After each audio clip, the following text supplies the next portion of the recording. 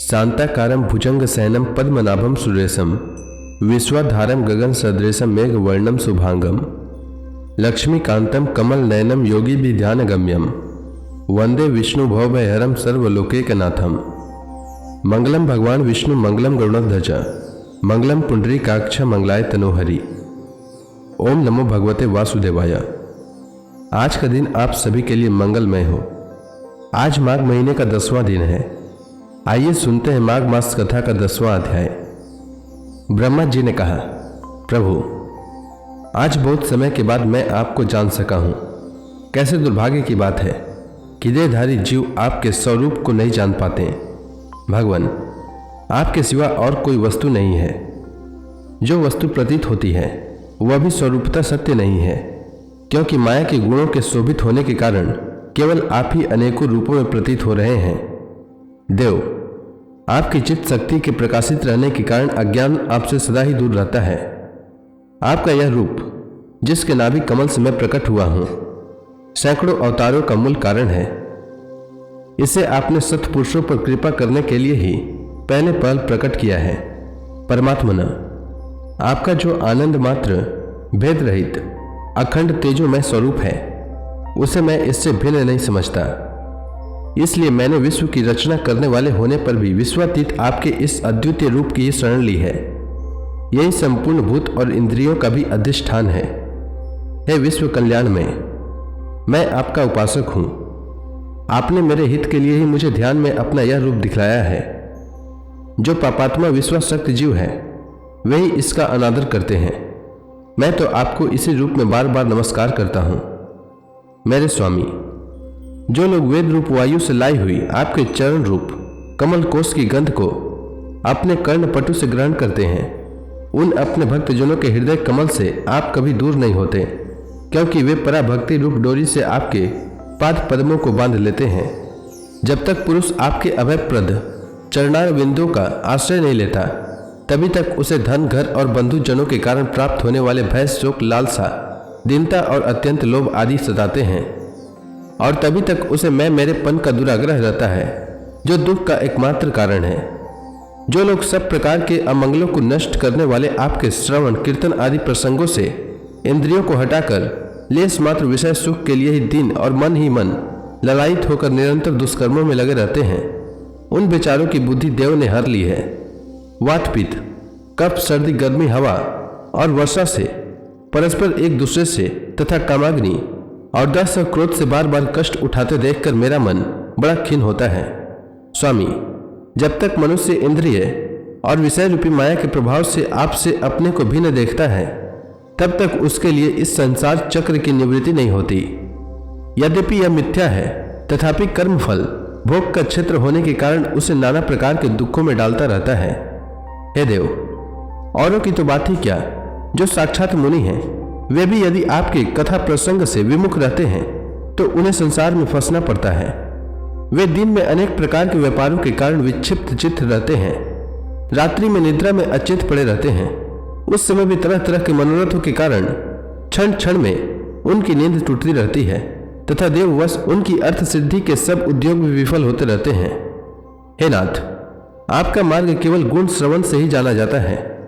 आप निश्चय मनुष्यों के भक्ति योग के द्वारा परिशुद्ध हुए हृदय कमल में निवास करते हैं। पुण्य श्लोक प्रभु, आपके भक्तजन जिस जिस भावना से आपका चिंतन करते हैं, उन साधु पुरुषों पर अनुग्रह करने के लिए आप वही वही रूप धारण कर लेते हैं। भगवान, आप एक हैं तथा संपूर्ण प्राणियों के अंतःकरणों में स्थित उनके परम हितकारी अंतरात्मा हैं। इसलिए यदि देवता लोग भी हृदय में तरह तरह की कामनाएं रखकर भांति भांति की विपुल सामग्रियों से आपका पूजन करते हैं, तो उससे आप उतने प्रसन्न नहीं होते जितने सब प्राणियों पर दया करने से होते हैं। किंतु वह सर्वभूत दया असत पुरुषों को अत्यंत दुर्लभ है। जो कर्म आपको अर्पण कर दिया जाता है उसका कभी नाश नहीं होता, वह अक्षय हो जाता है। अतः नाना प्रकार के कर्म, यज्ञ, दान, कठिन तपस्या और व्रत आदि के द्वारा आपकी प्रसन्नता प्राप्त करना ही मनुष्यों का सबसे बड़ा कर्म फल है। क्योंकि आपकी प्रसन्नता होने पर ऐसा कौन फल है जो सुलभ नहीं हो जाता। आप सर्वदा अपने स्वरूप के प्रकाश से प्राणियों के भेद भ्रम रूप अंधकार का नाश करते रहते हैं तथा ज्ञान के अधिष्ठान साक्षात परम पुरुष हैं। मैं आपको नमस्कार करता हूँ। संसार की उत्पत्ति, स्थिति और संहार के निमित्त से जो माया की लीला होती है वह आपका ही खेल है। अतः आप परमेश्वर को मैं बार बार नमस्कार करता हूँ। जो लोग प्राण त्याग करते समय आपके अवतार, गुण और कर्मों को सूचित करने वाले देवकी नंदन, जनार्दन, कंस निकंदन आदि नामों का विवश होकर भी उच्चारण करते हैं, वे अनेकों जन्मों के पापों से तत्काल छूटकर माया आदि आवरणों से रहित ब्रह्म पद प्राप्त करते हैं। आप नित्य अजन्मा हैं, मैं आपकी शरण लेता हूँ। भगवान, इस विश्व वृक्ष के रूप में आप ही विराजमान हैं। आप ही अपनी मूल प्रकृति को स्वीकार करके जगत की उत्पत्ति, स्थिति और प्रलय के लिए मेरे अपने और महादेव जी के रूप में 3 प्रधान शाखाओं में विभक्त हुए हैं और फिर प्रजापति एवं मनु आदि शाखा प्रशाखाओं के रूप में फैलकर बहुत विस्तृत हो गए हैं। मैं आपको नमस्कार करता हूँ। भगवान, आपने अपनी आराधनाओं को ही लोगों के लिए कल्याणकारी स्वधर्म बताया है, किंतु वे इस ओर से उदासीन रखकर सर्वदा विपरीत कर्मों में लगे रहते हैं।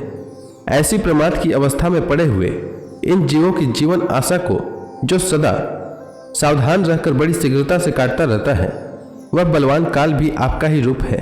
मैं उसे नमस्कार करता हूँ। यद्यपि मैं सत्य लोक का अधिष्ठाता हूँ, जो 2 परार्ध पर्यंत रहने वाला और समस्त लोकों का वंदनीय है, तो भी आपके उस काल रूप से डरता रहता हूँ। उससे बचने और आपको प्राप्त करने के लिए ही मैंने बहुत समय तक तपस्या की है। आप ही अधियज्ञ रूप से मेरी इस तपस्या के साक्षी हैं। मैं आपको नमस्कार करता हूँ। आप पूर्ण काम हैं, आपको किसी विषय सुख की इच्छा नहीं है, तो भी आपने अपनी बनाई हुई धर्म मर्यादा की रक्षा के लिए पशु, पक्षी, मनुष्य और देवता आदि जीव योनियों में अपनी ही इच्छा से शरीर धारण कर अनेकों लीलाएं की है। ऐसे आप पुरुषोत्तम भगवान को मेरा नमस्कार है। हे प्रभु, आप अविद्या, अस्मिता, राग, द्वेष और अभिनिवेश 5 में से किसी के भी अधीन नहीं हैं। तथापि इस समय जो सारे संसार को अपने उदर में लीन कर भयंकर तरन मालाओं से विशुद्ध प्रलयकालीन जल में अनंत विग्रह की कोमल शैया पर शयन कर रहे हैं, वह पूर्व कल्प की कर्म परंपरा से श्रमित हुए जीवों को विश्राम कर देने के लिए ही है। आपके नाभि कमल रूप भवन से मेरा जन्म हुआ है। यह संपूर्ण विश्व आपके उदर में समाया हुआ है। आपकी कृपा से ही मैं त्रिलोकी की रचना रूप उपकार में प्रवृत्त हुआ हूँ। इस समय योग निद्रा का अंत हो जाने के कारण आपके नेत्र कमल विकसित हो रहे हैं। आपको मेरा नमस्कार है। आप संपूर्ण जगत के एकमात्र सुहृदय और आत्मा हैं तथा शरणागतों पर कृपा करने वाले हैं। अतः अपने जिस ज्ञान और ऐश्वर्य से आप विश्व को आनंदित करते हैं, उसी से मेरी बुद्धि को भी युक्त करें, जिससे मैं पूर्व कल्प के समान इस समय भी जगत की रचना कर सकूं। आप भक्त वांछा कल्पतरु हैं। अपनी शक्ति लक्ष्मी जी के सहित अनेकों गुणावतार लेकर आप जो जो अद्भुत कर्म करेंगे, मेरा यह जगत की रचना करने का उद्यम भी उन्हीं में से एक है। अतः इसे रचते समय आप मेरे चित्त को प्रेरित करें, शक्ति प्रदान करें, जिससे मैं सृष्टि रचना विषयक अभिमान रूप मल से दूर रह सकूं। प्रभु, इस प्रलयकालीन जल में शयन करते हुए आप अनंत शक्ति परम पुरुष के नाभिक कमल से मेरा प्रादुर्भाव हुआ है और मैं हूँ भी आपकी विज्ञान शक्ति। अतः इस जगत के विचित्र रूप का विस्तार करते समय आपकी कृपा से मेरी वेद रूप वाणी का उच्चारण लुप्त न हो। आप अपार करुणामय पुराण पुरुष हैं। आप परम प्रेममयी मुस्कान के सहित अपने नेत्र कमल खोलिए और शेष शया से उठकर विश्व के उद्भव के लिए अपनी सुमधुर वाणी से मेरा विषाद दूर कीजिए। श्री मैत्रेय जी कहते हैं, विदुर जी, इस प्रकार तप, विद्या और समाधि के द्वारा अपने उत्पत्ति स्थान श्री भगवान को देखकर तथा अपने मन और वाणी की शक्ति के अनुसार उनकी स्तुति कर ब्रह्मा जी थके से होकर मौन हो गए। श्री मधुसूदन भगवान ने देखा कि ब्रह्मा जी इस प्रलय जल राशि से बहुत घबराए हुए हैं तथा लोक रचना के विषय में कोई निश्चित विचार न होने के कारण उनका चित्त बहुत खिन्न है। तब उनके अभिप्राय को जानकर वे अपनी गंभीर वाणी से उनका खेद शांत करते हुए कहने लगे। श्री भगवान ने कहा, वेदगर्भ, तुम विषाद के वशीभूत हो आलस्य न करो, सृष्टि रचना के उद्यम में तत्पर हो जाओ। तुम मुझसे जो कुछ चाहते हो उसे तो मैं पहले ही कर चुका हूं। तुम एक बार फिर तप करो और भागवत ज्ञान का अनुष्ठान करो। उनके द्वारा तुम सब लोगों को स्पष्टतया अपने अंतःकरण में देखोगे। फिर भक्ति युक्त और समाहित चित्त होकर तुम संपूर्ण लोक और अपने में मुझको व्याप्त देखोगे तथा मुझ में संपूर्ण लोक और अपने आप को देखोगे। जिस समय जीव काष्ठ में व्याप्त अग्नि के समान समस्त भूतों में मुझे ही स्थित देखता है, उसी समय वह अपने अज्ञान रूप मल से मुक्त हो जाता है। जब वह अपने को भूत, इंद्रिय, गुण और अंतःकरण से रहित तथा स्वरूपतः मुझसे अभिन्न देखता है तब मोक्ष पद प्राप्त कर लेता है। ब्रह्मा जी, नाना प्रकार के कर्म संस्कारों के अनुसार अनेक प्रकार की जीव सृष्टि को रचने की इच्छा होने पर भी तुम्हारा चित्त मोहित नहीं होता। यह मेरी अतिशय कृपा का ही फल है। तुम सबसे पहले मंत्र दृष्टा हो। प्रजा उत्पन्न करते समय भी तुम्हारा मन मुझ में ही लगा रहता है। इसी से पाप में रजोगुण तुमको बांध नहीं पाता। तुम मुझे भूत, इंद्रिय, गुण और अंतःकरण से रहित समझते हो। इससे जान पड़ता है कि यद्यपि देहधारी जीवों को मेरा ज्ञान होना बहुत कठिन है, तथापि तुमने मुझे जान लिया है। मेरा आश्रय कोई है या नहीं, इस संदेह से तुम कमल नाल के द्वारा जल में उसका मूल खोज रहे थे, सो मैंने तुम्हें अपना यह स्वरूप अंतःकरण में ही दिखलाया है। प्यारे ब्रह्मा जी, तुमने जो मेरी कथाओं के वैभव से युक्त मेरी स्तुति की है और तपस्या में जो तुम्हारी निष्ठा है, वह भी मेरी कृपा का फल है। लोक रचना की इच्छा से तुमने सगुण प्रतीत होने पर भी जो निर्गुण रूप से मेरा वर्णन करते हुए स्तुति की है, उससे मैं बहुत प्रसन्न हूँ। तुम्हारा कल्याण हो। मैं समस्त कामनाओं और मनोरथों को पूर्ण करने में समर्थ हूँ। जो पुरुष नित्य प्रति इस स्तोत्र द्वारा स्तुति करके मेरा भजन करेगा, उस पर मैं शीघ्र ही प्रसन्न हो जाऊंगा। तत्ववेताओं का मत है कि पूर्त, तप, यज्ञ, दान, योग और समाधि आदि साधनों से प्राप्त होने वाला जो परम कल्याण में फल है, वह मेरी प्रसन्नता ही है।